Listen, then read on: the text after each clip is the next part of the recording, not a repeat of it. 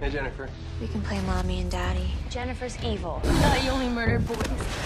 I go both ways. Welcome to Movie Recap Master, and today we are going to be recapping the movie Jennifer's Body. Needy, once an insecure teenager, has now transformed into a violent mental inmate.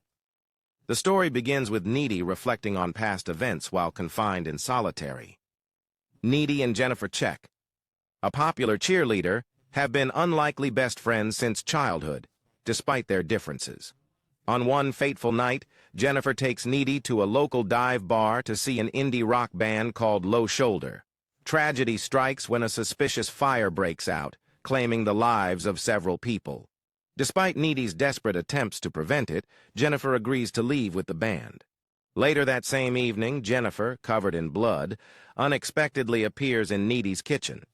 She proceeds to consume food from the refrigerator, but her body rejects it, causing her to vomit a dark, spiky fluid. In a hurry, Jennifer leaves as Needy calls out to her, leaving Needy both confused and concerned. A new day arrives. Needy's mind is consumed by thoughts of the previous night's incident. She is filled with unease and worry, especially concerning Jennifer. However, to Needy's surprise, Jennifer seems unaffected and dismisses Needy's concerns. Despite the devastation caused by the fire and the deaths it resulted in, Jennifer engages in a seductive encounter with the school's football captain in the woods, only to brutally attack and kill him. Later, his disemboweled corpse is discovered.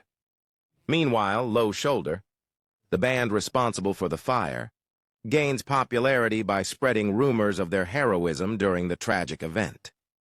They even offer to make a charitable appearance at the school's spring formal, further solidifying their newfound fame. A month later, Jennifer's complexion starts to appear pale, indicating a change in her physical appearance. Surprisingly, she agrees to go on a date with Colin, a fellow student known for his goth punk style. Shockingly, Jennifer ends up brutally killing Colin that very night. Meanwhile, Needy and her boyfriend, Chip, engage in a sexual encounter. However, Needy's intuition senses that something terrible has occurred.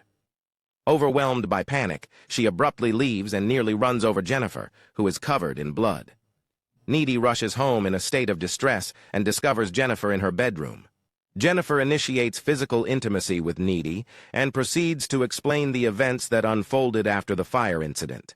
Apparently, the band Low Shoulder took Jennifer into the woods and offered her as a virgin sacrifice to Satan in exchange for fame and fortune. Unfortunately, the sacrifice and the greedy pact were successful. But Jennifer was not a virgin. Consequently, when the lead singer Nikolai murdered her, a demonic spirit possessed her body. It is then revealed that Jennifer requires human flesh and blood to sustain herself. In addition to the previously known murders of townspeople, Jennifer also encountered Amit, an exchange student, after the fire. Upon learning that no one knew he had survived, Jennifer took him into the woods and devoured him, making him her first victim.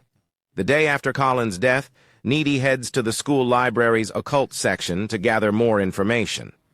She comes to the conclusion that Jennifer is a succubus, a supernatural being that needs to consume flesh to survive and maintain her appearance. Needy shares her findings with Chip, urging him not to attend the dance for his own safety. However, Chip dismisses her claims, leading Needy to make the difficult decision of breaking up with him in order to protect him. Despite Needy's warning, Chip still goes to the dance, hoping to reconcile with her. Unfortunately, Jennifer intercepts him and lures him to an abandoned pool house. Needy arrives just in time to witness Jennifer feeding on Chip. In a desperate attempt to stop Jennifer, Needy tries to drown her, but Jennifer, hovering in the air, retaliates and attacks her. Chip, realizing the danger, stabs Jennifer with a pool skimmer. Jennifer manages to escape while Needy, devastated, watches her boyfriend die. Needy then decides she must kill Jennifer. She goes to Jennifer's home and sees Jennifer picking out her next victims in her yearbook. Crashing through the window, Needy fights Jennifer with a box cutter, culminating with a stab to the heart. Needy finally destroys the demon and kills her. Jennifer's mother comes in and finds Needy with a utility knife on top of her daughter's body. Soon after, Needy is brought to an asylum. Since she was scratched by Jennifer, she has obtained some of Jennifer's supernatural powers. Set upon revenge for what was done to Jennifer and herself, she escapes the mental facility and hitchhikes a ride to the hotel where Low Shoulder are staying. She then brutally murders them all.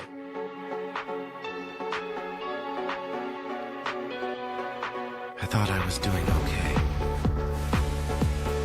God, how did I end up this way? Think I'm getting used to this pain.